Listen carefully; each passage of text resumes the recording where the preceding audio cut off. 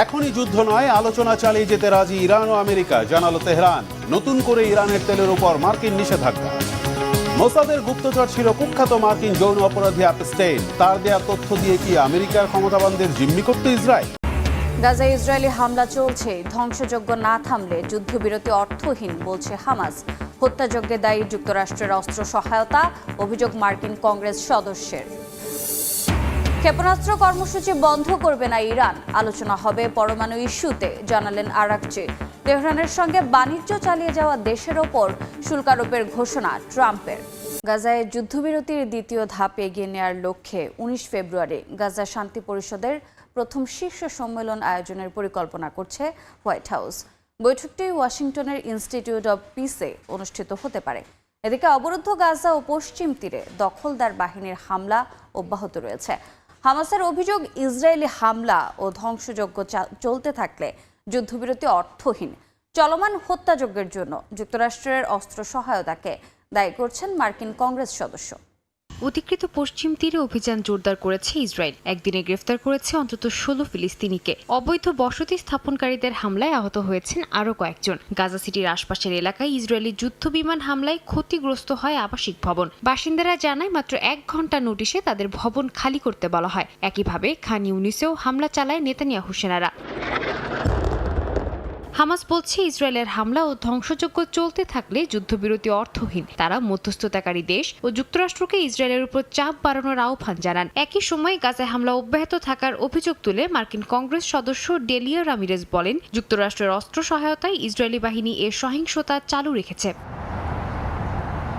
এদিকে আগামী 19 ফেব্রুয়ারি গাজা বিষয়ক বোর্ড অফ পিসের প্রথম শীর্ষ সম্মেলন আয়োজনের পরিকল্পনা করছে হোয়াইট হাউস। মার্কিন ও কূটনৈতিক সূত্রের বরাতে গণমাধ্যম এক্সিওস এই তথ্য জানিয়েছে। এই আয়োজনের লক্ষ্য গাজা যুদ্ধবিরতির দ্বিতীয় ধাপ এগিয়ে নেওয়া এবং যুদ্ধবিধ্বস্ত গাজা পুনর্গঠনে অর্থ সংগ্রহ করা। বৈঠকটি ওয়াশিংটনের ইনস্টিটিউট অফ পিসে অনুষ্ঠিত হতে পারে।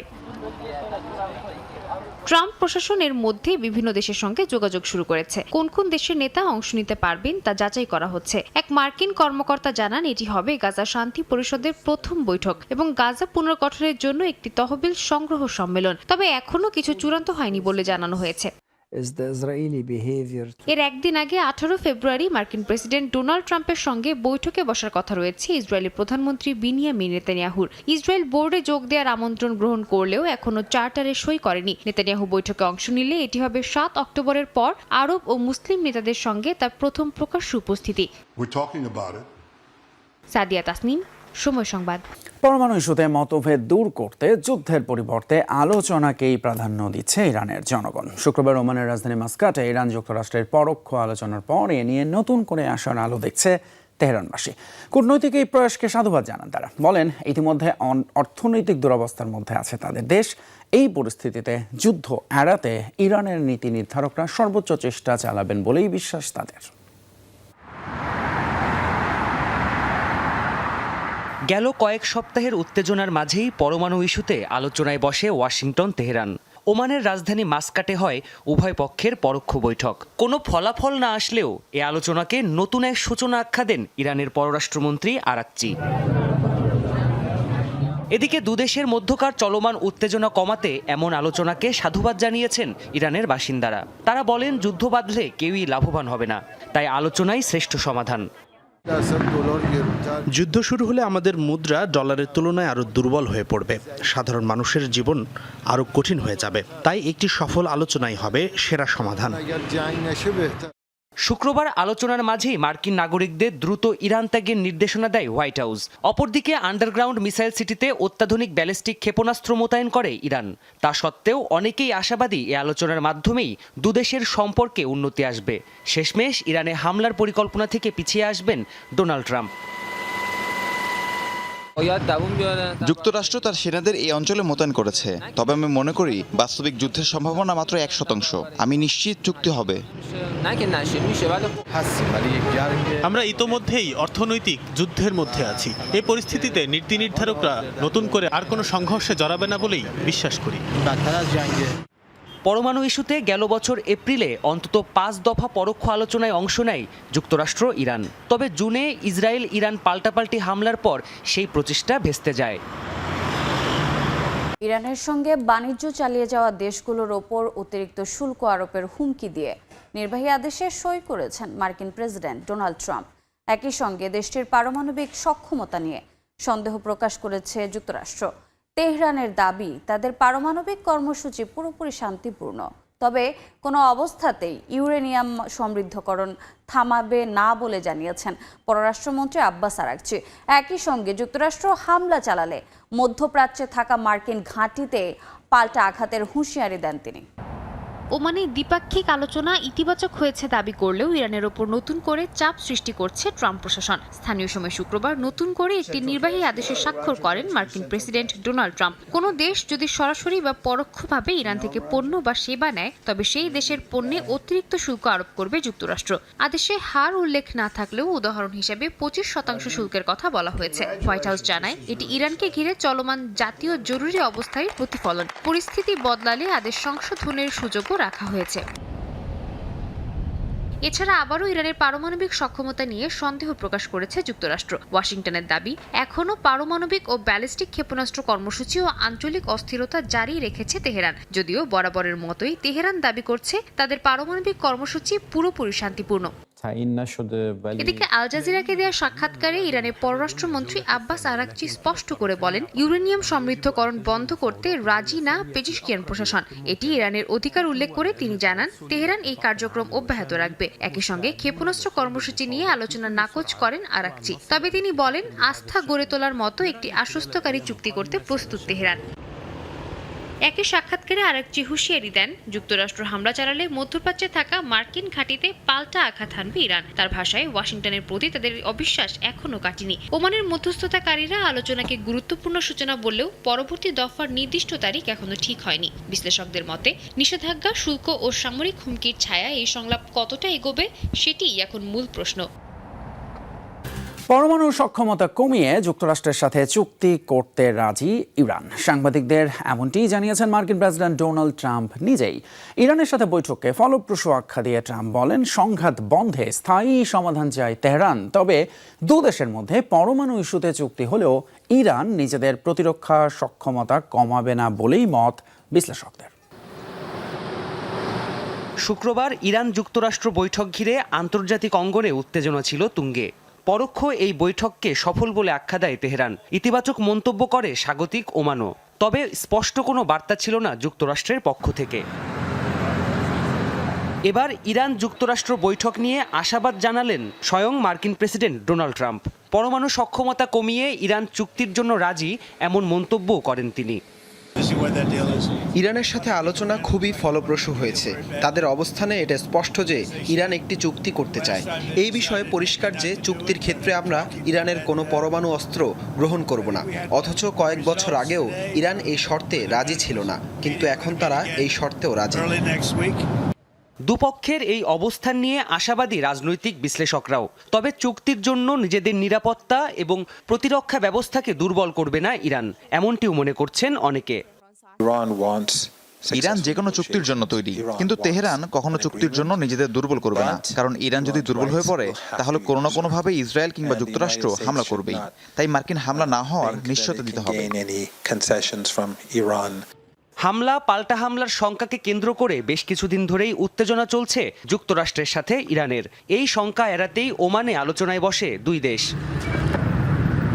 ইসরায়েলের গোয়েন্দা বাহিনী মোসাদের গুপ্তচর ছিল কুখ্যাত মার্কিন যৌন অপরাধী অ্যাপস্টেইন, এমন বিস্ফোরক দাবি মার্কিন গোয়েন্দা সংস্থা FBI এর। তারা বলছে অ্যাপস্টেইনের সাথে যোগাযোগ ছিল ইসরায়েলের সাবেক প্রধানমন্ত্রী এহুদ বারাকের। শুধু যুক্তরাষ্ট্র নয়, মিত্র দেশগুলোর গোয়েন্দা সংস্থার সঙ্গেও যুক্ত ছিলেন অ্যাপস্টেইন। স্বাভাবিকভাবেই প্রশ্ন আসে, আমেরিকার ক্ষমতাবানদের সম্পর্কে নানা গোপন তথ্য কি মোসাদের কাছে দিত অ্যাপস্টেইন? আর এসব তথ্য দিয়ে কি ইসরায়েলের কাছে জিম্মি থেকেছে মার্কিন ক্ষমতাবানরা? আর সে কারণেই কি ইসরায়েলের সব অপরাধকে সমর্থন দেয় মার্কিন প্রেসিডেন্টরা? হাফিজুল ইসলামের ডেস্ক রিপোর্টে বিস্তারিত। ইসরায়েলি গোয়েন্দা সংস্থা মোসাদের স্পাই ছিলেন কুখ্যাত যৌন অপরাধী জেফ্রি এপস্টেইন। যুক্তরাষ্ট্রের federal bureau of investigation FBI এর এক গোপন নথিতে উঠে এসেছে এমনই এক বিস্ফোরক অভিযোগ। 2020 সালের সেই ডকুমেন্টে দাবি করা হয় মোসাদের গুপ্তচর হিসেবে প্রশিক্ষণ দেওয়া হয়েছিল এপস্টেইনকে। এমনকি তার সঙ্গে যোগসূত্র ছিল সাবেক ইসরায়েলি প্রধানমন্ত্রী এহুদ বারাকের। গোপন সূত্রের দেওয়া তথ্যের উপর ভিত্তি করে তৈরি FBI নথিটি পরবর্তীতে এপস্টেইন ফাইলসের অংশ হিসেবে প্রকাশ পায়। অজ্ঞাতনামা সূত্র থেকে পাওয়া এসব অভিযোগের সত্যতা যাচাই করা হয়নি, তবে এপস্টেইন সংশ্লিষ্টতা থাকায় বিষয়টি নিয়ে ওয়াশিংটন থেকে তেল আবিব পর্যন্ত উঠেছে গুঞ্জনের ঝড়। প্রশ্ন হলো, এই দাবি আসলে কতটা সত্য? 2020 সালে কনফিডেন্সিয়াল হিউম্যান সোর্সের দেয়া ইনফরমেশনের উপর তৈরি FBI নথিটির মূল বিষয় ছিল যুক্তরাষ্ট্রে বিদেশি প্রভাবের আশঙ্কা। প্রকাশিত ডকুমেন্টের পেছনে থাকা সূত্রটি দাবি করে সাবেক ইসরায়েলি প্রধানমন্ত্রী এহুদ বারাকের সময়ে এপস্টেইনকে গোয়েন্দা কার্যক্রমে যুক্ত করা হয়। সূত্রটি জানায় তারা হার্ভার্ডের আইন অধ্যাপক অ্যালান ডারশোভিটস ও এপস্টেইনের মধ্যে হওয়া ফোনালাপ শুনত এবং নোট নিত। এরপর সেসব নোট সরাসরি পৌঁছে দেওয়া হতো মোসাদের কাছে। এ থেকে তারা ধারণা করেন এপস্টেইন হয়তো একজন মোসাদ এজেন্ট। দীর্ঘদিন ধরে ইসরায়েলের রাজনীতির সঙ্গে ঘনিষ্ঠভাবে যুক্ত বিতর্কিত এক চরিত্র অধ্যাপক অ্যালান ডারশোভিটস। ইসরায়েলের ক্ষমতাসীন প্রধানমন্ত্রী বেনিয়ামিন নেতানিয়াহুর ঘনিষ্ঠ বন্ধু ও উপদেষ্টা হিসেবে পরিচিত এই শিক্ষাবিদ আইনজীবী হিসেবে কাজ করেছেন জেফ্রি এপস্টেইন, হার্ভি ওয়াইনস্টিন ও ডোনাল্ড ট্রাম্পের মতো আলোচিত মামলাগুলোতে। সে কারণে FBI নথিতে তার নাম উঠে আসা কেবল ব্যক্তিগত বিষয় নয়, বরং তৈরি করছে বড় রকমের রাজনৈতিক ও কূটনৈতিক প্রশ্ন। FBI এর ডকুমেন্টে অজ্ঞাতনামা ওই সূত্র দাবি করে ডারশোভিটস একজন মার্কিন আইনজীবীকে বলেছিলেন এপস্টেইন শুধু যুক্তরাষ্ট্র নয়, বরং মিত্র দেশগুলোর গোয়েন্দা সংস্থার সঙ্গেও তিনি যুক্ত। যদিও এসব দাবির পক্ষে কোনো প্রমাণ দেওয়া হয়নি। FBI এর নথিতে শুধুমাত্র ইসরায়েল নয়, একই সঙ্গে এসেছে রাশিয়া ও যুক্তরাষ্ট্রের বিভিন্ন ক্ষমতাবান পরিবারের কথা। সূত্রটি দাবি করে ডে ওয়ান ভেঞ্চার্স নামে একটি ভেঞ্চার ক্যাপিটাল ফার্ম সিলিকন ভ্যালিতে প্রযুক্তি চুরির উদ্দেশ্যে কাজ করছিল। প্রতিষ্ঠানটি প্রতিষ্ঠা করেন এপস্টেইনের সাবেক জনসংযোগ কর্মকর্তা মাশা বুচার। প্রেসিডেন্ট ডোনাল্ড ট্রাম্পের জামাতা জেরেড কুশনার ও তার পরিবারের সঙ্গে ইসরায়েলের দীর্ঘদিনের গভীর সম্পর্ক রয়েছে এবং তাদের ব্যবসায়িক ইতিহাসে দুর্নীতির অভিযোগও আছে, এমন দাবির উল্লেখ করা হয় FBI এর নথিতে। এসব অভিযোগ সামনে আসার পর ইসরায়েলি প্রধানমন্ত্রী বেনিয়ামিন নেতানিয়াহু সামাজিক যোগাযোগ মাধ্যমে দাবি করেন জেফ্রি এপস্টেইনের সঙ্গে এহুদ বারাকের ঘনিষ্ঠ সম্পর্ক প্রমাণ করে এপস্টেইন ইসরায়েলের হয়ে কাজ করেননি, কারণ ইসরায়েলি গণতন্ত্র ধ্বংসেই কাজ করছেন সাবেক প্রধানমন্ত্রী এহুদ বারাক।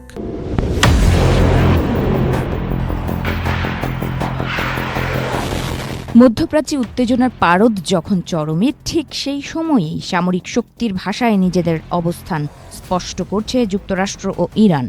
ওমানে উচ্চ পর্যায়ের আলোচনার আগেই ওয়াশিংটন যুদ্ধজাহাজ, যুদ্ধ বিমান ও মিসাইলবাহী ডেস্ট্রয়ার মোতায়েন করেছে। তেহরানও দেখিয়েছে তার নিজস্ব শক্তির ঝাঁজ। আলোচনার ঠিক একদিন আগে ইরান প্রথমবারের মতো আরও একটি ভূগর্ভস্থ ঘাঁটিতে তাদের নতুন মধ্যম পাল্লার ব্যালিস্টিক ক্ষেপণাস্ত্র খোরামশার 4 মোতায়েনের ঘোষণা দেয়। রাষ্ট্রঘনিষ্ঠ ফার্স্ট নিউজ এজেন্সিতে প্রচারিত বার্তায় ইরান জানান দেয় তাদের সামরিক নীতি এখনও মূলত প্রতিরোধ, ক্ষেপণাস্ত্র শক্তি এবং অসম যুদ্ধ কৌশলের ওপর দাঁড়িয়ে। গ্লোবাল ফায়ার পাওয়ার সূচক অনুযায়ী জনবল, সরঞ্জাম এবং লজিস্টিক সক্ষমতার দিক থেকে ইরান বর্তমানে বিশ্বের শীর্ষ 20টি সামরিক শক্তির একটি। আন্তর্জাতিক সামরিক বিশ্লেষকদের মতে মধ্যপ্রাচ্যে ইরানের অবস্থান বিশাল সেনাবাহিনী ও ক্ষেপণাস্ত্র সক্ষমতার কারণে বিশেষভাবে শক্তিশালী। ইন্টারন্যাশনাল ইনস্টিটিউট ফর স্ট্র্যাটেজিক স্টাডিজের মিলিটারি ব্যালেন্স 2025 প্রতিবেদনে বলা হয়েছে ইরানের সক্রিয় সামরিক সদস্য সংখ্যা প্রায় 6,10,000। এর মধ্যে নিয়মিত সেনাবাহিনীতে রয়েছে প্রায় 3,50,000 সদস্য এবং ইসলামিক রেভলিউশনারি গার্ড কোর IRGC-তে রয়েছে প্রায় 1,90,000 সদস্য। IRGC মূলত ক্ষেপণাস্ত্র, ড্রোন এবং আঞ্চলিক সামরিক অভিযানের দায়িত্বে নিয়োজিত। এছাড়া বিমান বাহিনী, নৌবাহিনী, বিমান প্রতিরক্ষা ইউনিট এবং আধা সামরিক বাহিনী মিলিয়ে ইরানের সামরিক কাঠামো অত্যন্ত বিস্তৃত। প্রয়োজনে ব্যবহারযোগ্য প্রায় 3,50,000 রিজার্ভ সদস্যও রয়েছে দেশটির।